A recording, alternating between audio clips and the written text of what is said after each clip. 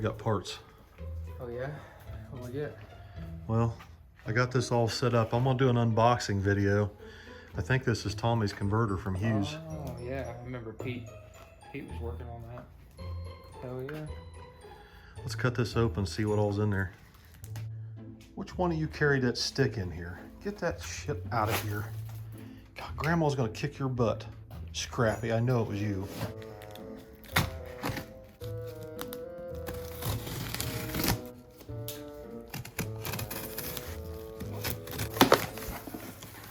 Ooh, stickers. What's that? Keychain. It's a transmission keychain. Let me see I'm this. stealing it. Ah, that's sweet. What do you got there? Some gold stickers. 50th anniversary. Nice. Pro SSX gap guarantee. Does that work on you? The gap guarantee. Yeah. Unless somebody else got the gap guarantee, pretty much seems like. Uh-oh, a box in a box. Box in a box. See, I watched Nick Taylor's video the other day, and he got a box inside of a box too. Nick Taylor's already done an unboxing video? Yeah, he got that gap guarantee too.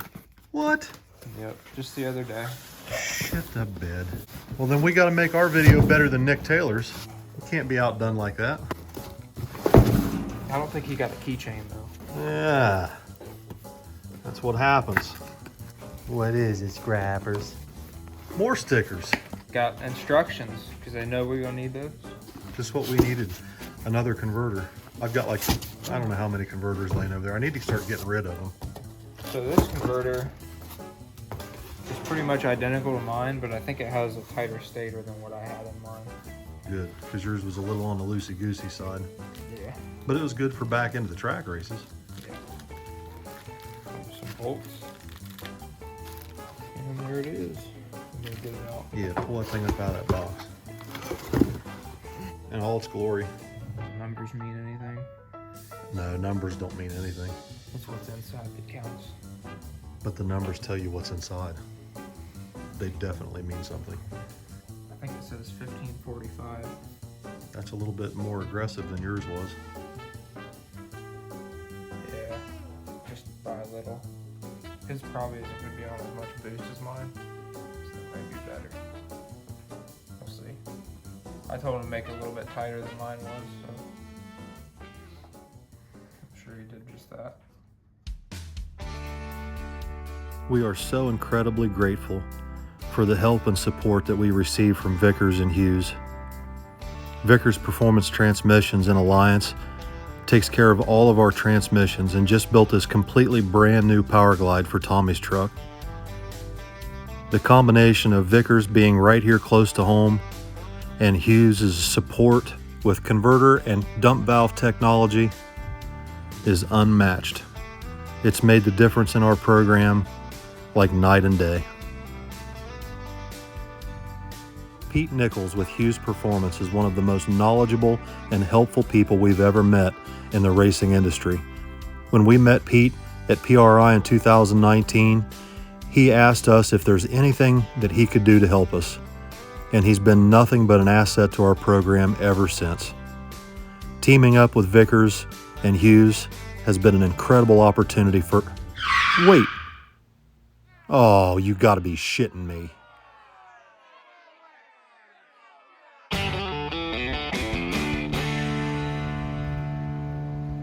Kenny's here. I know. He messaged me. What? I communicate with Kenny. He's my sidekick. You know what? Between Kenny and Beater Bomb, I'm starting to feel some kind of way. This is getting out of hand. Everybody else knows more about what's going on around here than I do. Communication, something that you're not very good at.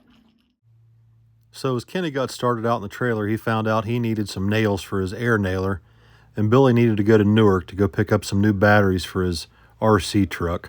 They're in? Yeah, I paid for them like a week ago. All right. Well, let's go get some of these air nails. We'll go get your batteries. All right, yeah, we'll just stop by and pick them up. How much time you got, Kenny, before I need to have these back here? You need them right away? Not right away, but sooner the better. All right, let's go.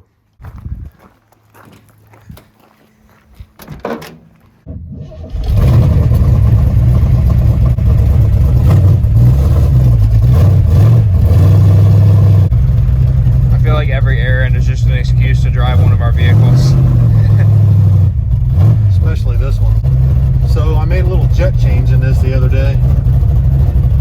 I jetted the back up 3 jet numbers and changed the power valve in the front. And then I also swiped Tommy's 2-inch carburetor spacer. Runs a little better.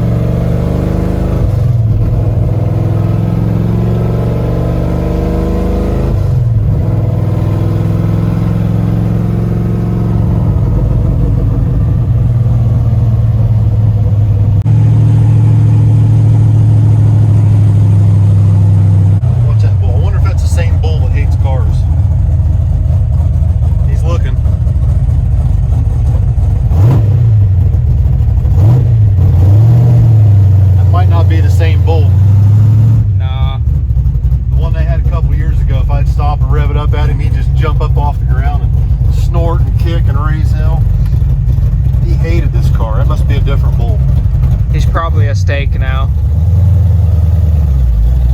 That's what it gets for hating on 55 Chevy.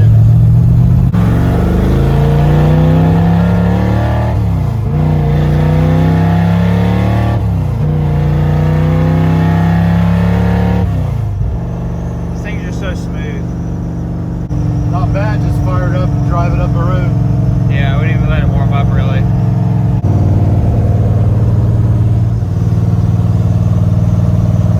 Raced there a couple times, hadn't it? Yep, that's where it all started. Mom and Dad used to be in the 55, 6, and 7 Chevy Club years ago, and they would host the meetings down here at Bowman Chevrolet. It used to be Walter Chevrolet, and then it was Bowman Chevrolet down here in Hebron. And then they would rent the track every once in a while, and that was where I first went to the drag strip, was in Trails. Dad was racing this car. I remember he got to the finals one day in this. I was pissed because he had to run a damn motorcycle in the final. The motorcycle beat him. Aggravated the shit out of me. How old were you? Just barely old enough to remember. I don't know. I was probably 10. There's the sticker.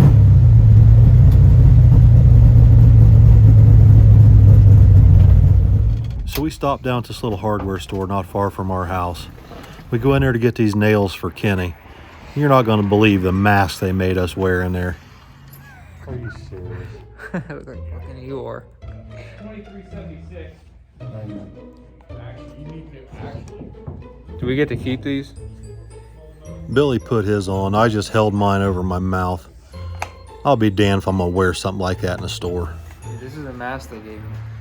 This must be American made. Kenny just texted me. He said he found the nails. Are you shitting me? Yeah, all for nothing. I had to go deal with that jackass in there for no reason.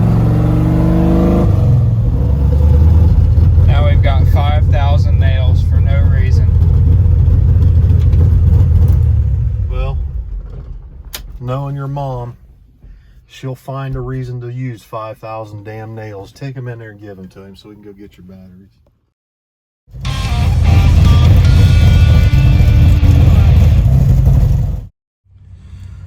So I'm sitting out here in the parking lot at Southgate Shopping Center down in Heath, waiting on Billy. He went into the hobby shop to get his new batteries for his RC truck.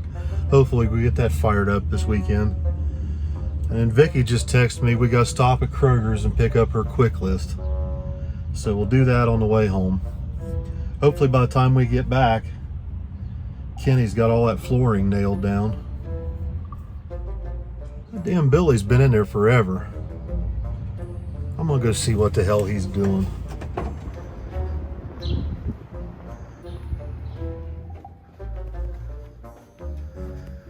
What the heck are you doing?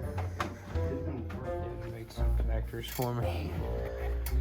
I got these fancy Gens Ace batteries. What are they? They're Gens Ace batteries. They should last a little longer. And they have a little bit higher voltage. Looks like they're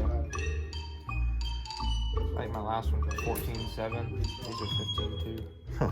Might run a little better. Who's Camaro? Rob's. What you doing back here, Robbie? Well, just got done soldering up the wires for the Street Racing Channel 5th scale electric car. Nice. You about ready to go? I got pissed like a racehorse. Yeah, there we go. I'm gonna pay you for these connectors. I thought maybe you ran off to the happy ending massage parlor across the way there. I tried to go in yesterday when they wouldn't let me in without a mask.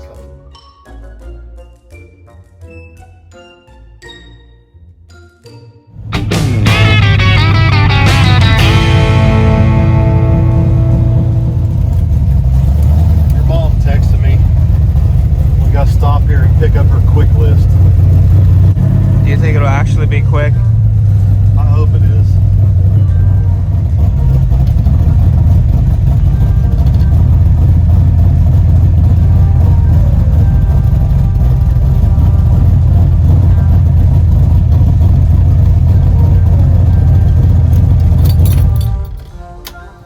Text your mom, tell her we're in spot number 8. We're gonna text her to tell her to call the number. That's what she makes me do. I don't We know. can't just call the number. Just do it. Cause I don't know what she does, but this is the way she makes me do it. Here we go. Look how sick this game is. You spend too much Look, time. that's the pad. Yeah. You spend too much time screwing around on that video game, son. Dude, I've literally had this for a day. Well, what the hell are you always doing? You're always on TikTok or some stupid shit. Oh, It's melting your freaking brain. You waste way too much time on that look, shit. I'm learning. I'm tuning. I'm learning and tuning and gapping people. You ain't doing shit. You're just Now, screwing watch, around on I'm the... about to gap this guy. Make sure my nitrous pressure's right. You got a nitrous car? Of course I do. Street tire. That ain't the damn pad. The pad don't have a Christmas tree. If that was really the pad, they'd have BJ on that game. Gap. 475 on the street tire. Did you tell your mom we're here? Did you text your mom? I absolutely do. This shit's taking forever. Number 8? Yep. Alright, let me out. I'm so sick of having to see everybody wear these stupid ass face shields and masks. It's ridiculous.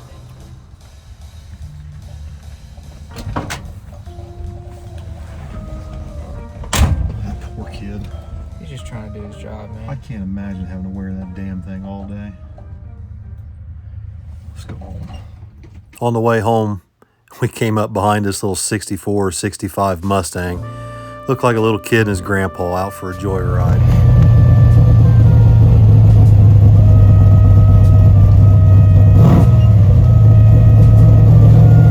Should I embarrass this poor kid?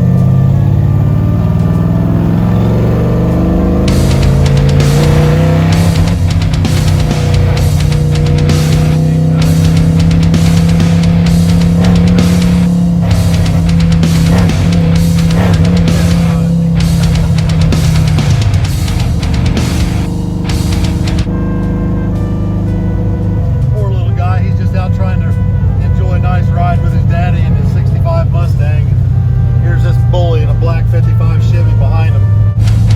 Probably a fucking 6-cylinder, dude. That's not my fault. They sell V8s right beside 6-cylinders every day. I hope your mom didn't have any eggs.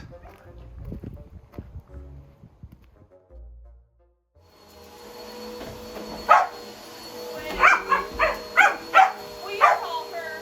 This is ridiculous.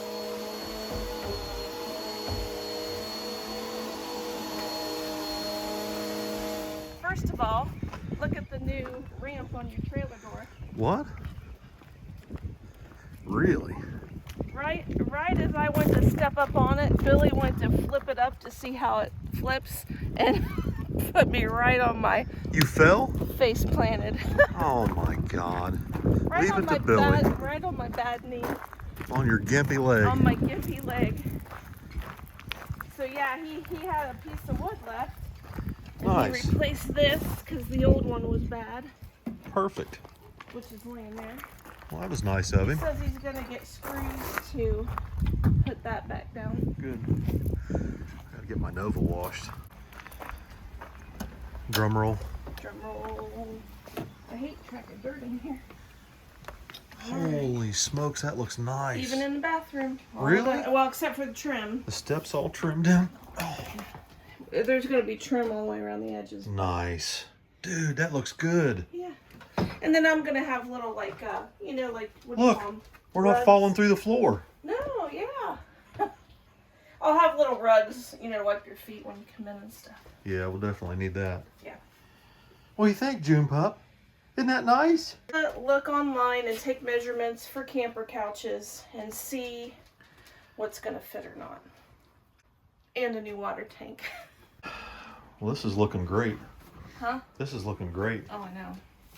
Oh man, I got the floor dirty. That last piece gave him trouble because remember when the kids backed the golf cart into the walls, so the walls kind of caved in? So trying to cut that piece of wood so it's curved. Billy did that. I told him.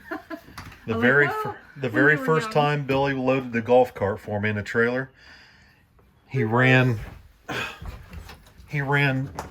backing the golf cart in here and freaking hit the wall. Look at that.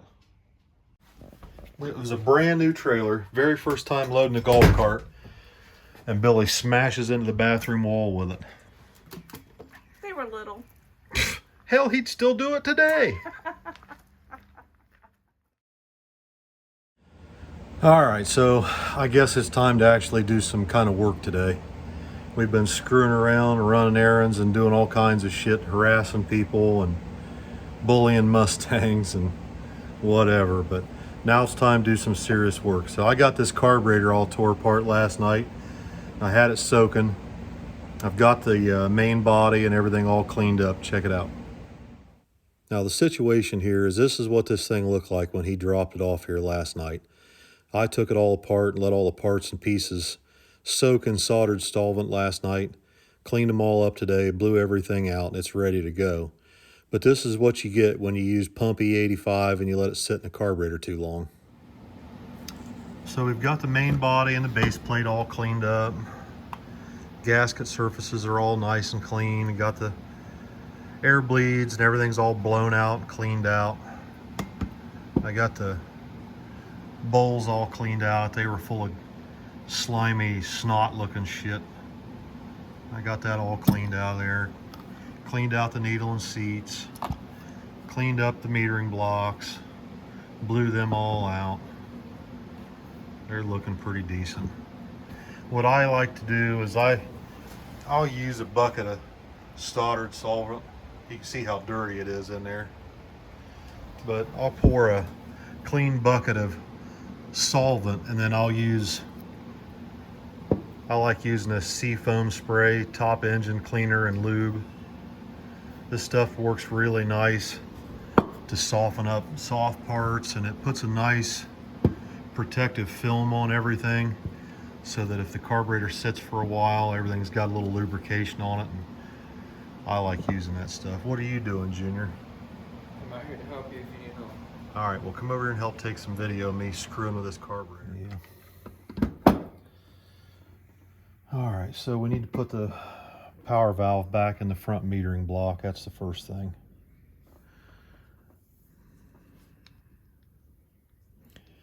Now, on a blow-through carburetor, the power valve works the opposite way that a naturally aspirated carburetor would. When boost pressure rises, which I'm a little bit curious because I don't see the extensions on the bowls, so I'm gonna have to ask him about that. That may be part of his problem that he's having. But when the boost pressure pressurizes the carburetor bowl through the bowl vent, the fuel that's in the front bowl here will be under pressure, the same as the boost pressure, and it forces the power valve open right here. If you look at this, can you zoom in there and see that? See, usually vacuum holds them closed. They work the opposite direction, but in this case, under a blow-through carburetor, the boost pressure actually forces that power valve open. right there. And then that allows fuel to pass through the needle and seat from the bowl through the power valve and through these channel restrictions. You see these holes drilled right here? There's two of them, one there and one there. And that supplies additional fuel to the main wells in addition to your main jets right here. And then that fuel travels up the main well, up these two holes right here that line up with the holes in the main body, here and here, that go to your boosters. And this has got annular boosters, of course. But it's important in a blow-through carburetor application that you have the proper bowl vent extensions, because the longer that bowl vent is, it seems like it puts a little bit more boost pressure to the bowls.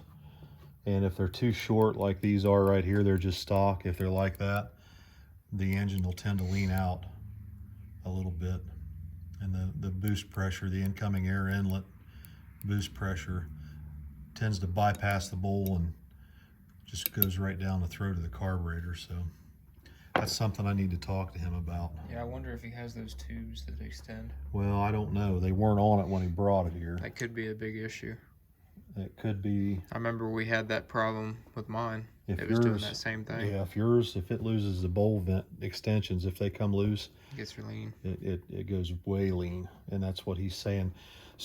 The problem here with this cat is that he doesn't really have everything that he should have as far as the boost pressure data, air inlet temperature data, air fuel ratio data. He don't have none of that. He's just screwing around on 12 pounds of boost. And you can get by with some shit. Well, I mean, yeah, you can get by with a little bit of that half-assery. Without really blowing shit up. Yeah, on just 12 pounds of boost. But when you start screwing around like we are, up around 30, in all honesty, at 15 to 20 pounds, it starts to get serious. You know, you've got to pay attention to what you're doing. So he's just getting his feet wet with this thing. But he's trying to blow something up, but he hasn't yet. He hasn't succeeded yet, but he will eventually if he doesn't wisen up. So there we go. We've got our metering block assembled, and we've got the power valve installed properly, and we're ready to put the front bowl on. So let's see, that would be this one. We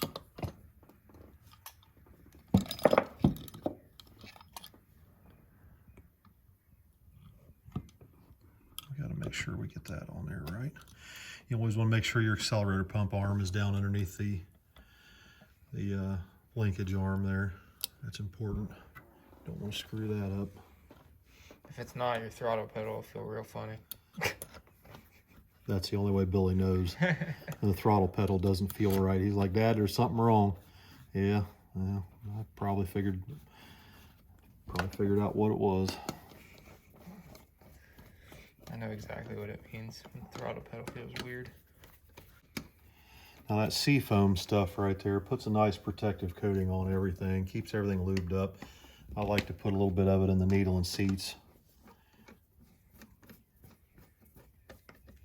If you're going to clean one out at the end of the season, it's a good idea to get a can of that seafoam and just spray that stuff inside the bowls and everything after you clean it out, because it makes a world of difference. All right, there's the backside done. His bowl gaskets were junk, so I'm putting new bowl gaskets on, but I managed to save the metering block gaskets. I like those red gaskets better than the blue ones. They seem to hold up better.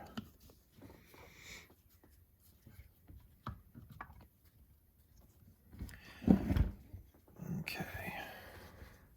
Turn that up there.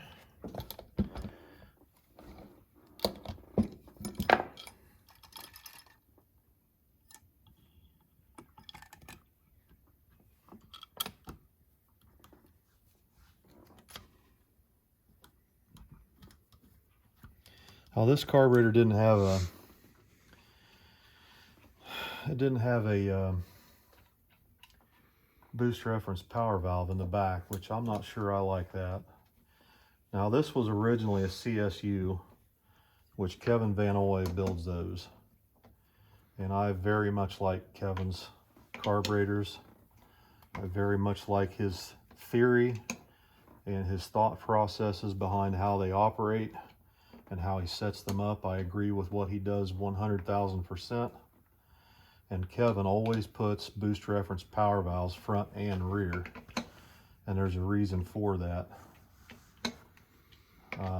Mostly, in my opinion, it's due to the fact that the power valves operate differently than they do in a naturally aspirated carburetor.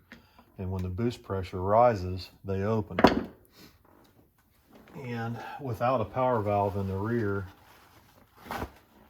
as soon as you open the secondaries, it's going to dump all the fuel all at once. And if you have to pedal it or anything, I don't know. I just don't think that's a wise decision. But that's how APD set it up. For whatever reason, he took it to, well, he told me APD's like 20 minutes from his house or right up the road from his house. And so he bought this at a swap meet. It was a CSU, and they took it to APD, and I think they put the fancy billet base plate and the billet metering blocks in it, which that's fine, but I really wish he would have sent it back to Kevin at CSU.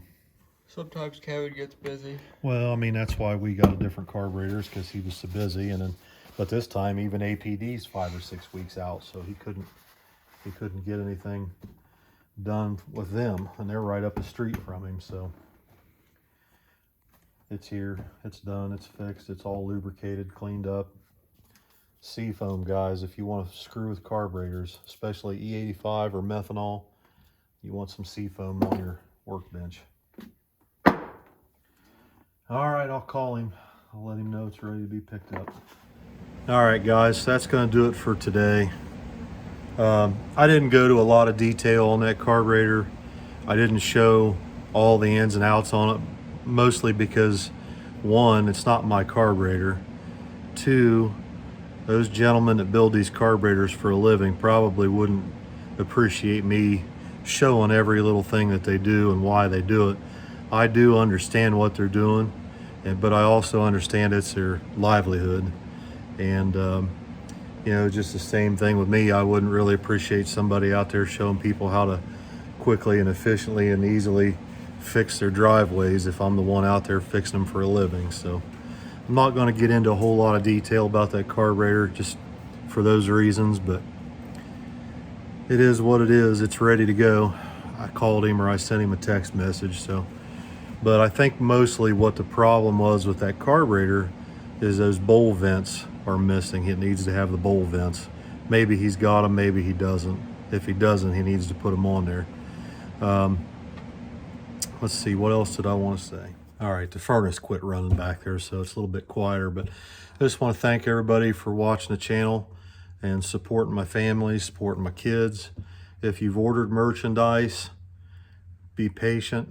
The stuff is selling fast. Billy's always put just a certain amount up, and then they sell out and you can't order them. But kind of convinced him to turn it loose and just let people buy it as they need it. But we didn't realize that the stuff was going to go as fast as it is, and we're trying to keep up. So we're getting another shirt order in tomorrow, I hope. And Gina's working overtime down there to get that stuff knocked out for us as quick as she can. So just be patient, guys. If you're waiting on an order, keep in mind we're not Amazon. We're just a family working out of their shop when they got time. So see y'all tomorrow. Thank you all for watching.